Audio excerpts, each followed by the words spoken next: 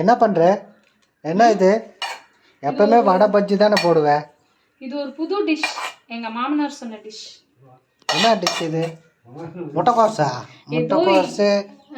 முட்டைக்கோசு கொத்தமல்லி தழை வச்சுட்டு எக் வடா, எக் ஆலு வடா. எக் ஆலு வடா புது டிஷ். அப்படியா? எக் வடை அப்படி திங்க போகிறது என்ன ஆகுறமோ என்ன ஆகாது. எக்கில் வடை கேள்விப்பட்டிருக்கவே மாட்டான். எப்பவுமே ஒரே மாதிரி செய்யணுமா, அதனால டிஃப்ரெண்ட்டாக செய்யுங்கம்மான்னு சொன்னார் எங்கள் அப்பா.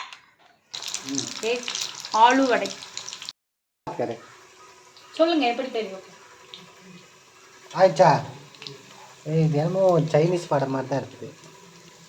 தெரியல ஜி, அப்பா சொன்னார், யூடியூப்ல பார்த்தேன்னு சொன்னார். ஆமா நிற்கும் வடையோட கலர் மாதிரி இருக்கு. அப்பா யூடியூப்ல பார்த்தாராமா, அதனால அந்த டிஷ் டெஸ்ட் பண்ணி தான் பார்ப்போம். சாப்பிட்டு பக்கத்துல 4 பேர் இருக்கும்ல. இது பார்க்கறதுக்கு முட்டைக்கோஸ் மாதிரியே இருக்கு. அதைத்தான் சொன்னேன், சைனீஸ் வடை இப்படி தான் பண்ணுவாங்க. ஒருவேளை அதையே மாற்றி சைனீஸ் வடையை தான் சொல்லியிருப்பார் போல. நான் வேற அடிக்கடி சைனீஸ் சொல்லிட்டு இருந்தேன்.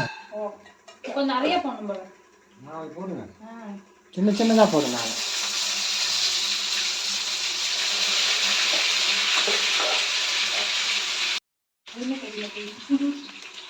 எங்க இருக்கிறீங்க? தெரிய மாட்டேங்கிறீங்க. தெரியல நீங்க.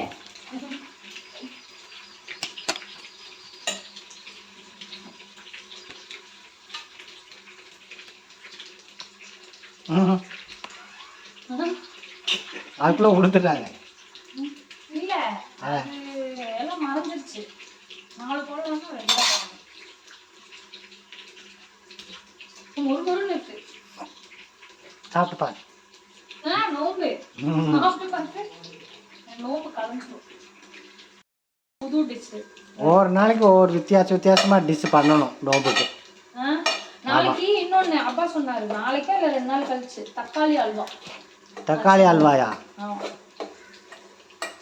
அப்படியா? எனக்கு வேற வயிறு வலிச்சுட்டே இருக்குது நோம்பு வச்சு. இதாயிடுச்சு, சூடாயிடுச்சு. அப்ப என்ன பண்ணலாம், கடல் பாசில கமிங் சாங்.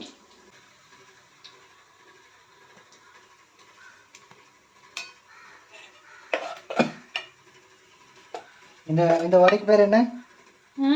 பேர் வேற வச்சோமே, எக் வடை. எக் ஆலு வடை.